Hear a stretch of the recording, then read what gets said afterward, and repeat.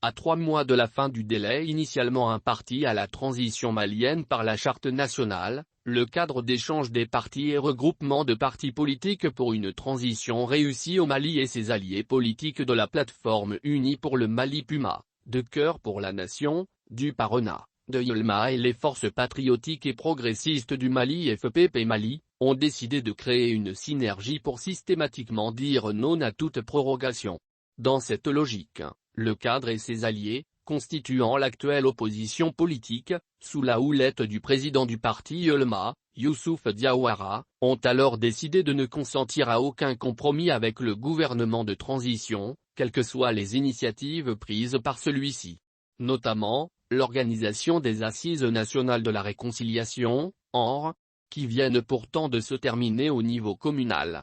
En clair, la synergie, tout en refusant de participer aux ANR, s'est aussi mise dans la dynamique de rejeter toutes les décisions qui en seront issues.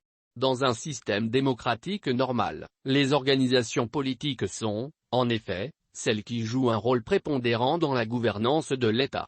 Ce sont elles qui fournissent des candidats pour briguer les mandats de conseillers municipaux, députés et président de la République. Dans les normes démocratiques occidentales, les organisations politiques sont reparties entre une majorité qui gouverne et une opposition qui veille sur la bonne gouvernance. Cette répartition devrait en principe correspondre au positionnement idéologique des unes et des autres dans le landerneau politique. Or, tel n'est hélas jamais le cas au Mali, où de nombreux leaders de la plupart des organisations politiques ont pris la mauvaise habitude d'être aujourd'hui proches d'un pouvoir, pour le combattre farouchement le lendemain. Cela, sans aucune raison idéologique mais plutôt pour des raisons personnelles.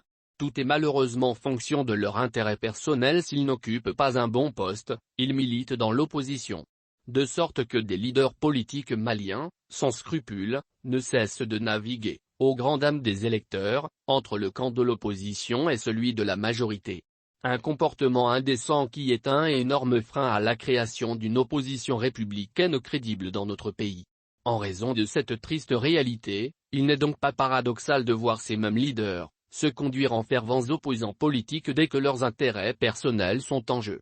Pour exiger, en dépit de la crise multidimensionnelle que connaît le Mali, l'organisation des élections générales à partir de la date initialement prévue pour le 27 février 2022. Ils refusent tout compromis politique.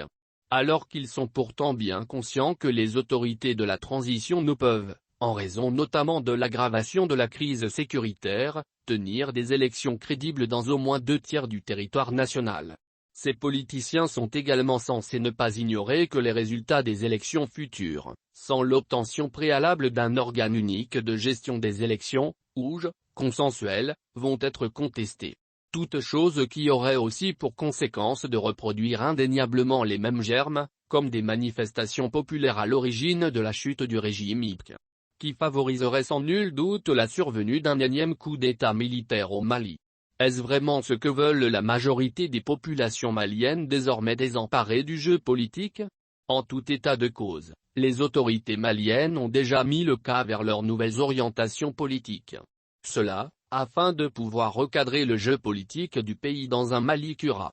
D'où, la tenue actuelle des ANR souveraines, l'entame du processus de création d'un OUGE, la recherche d'un code électoral et d'un fichier électoral consensuel. Espérons que les ANR soient une réussite afin que l'opposition aveugle, refusant le moindre compromis politique, n'ait pas le dessus sur la transition en cours.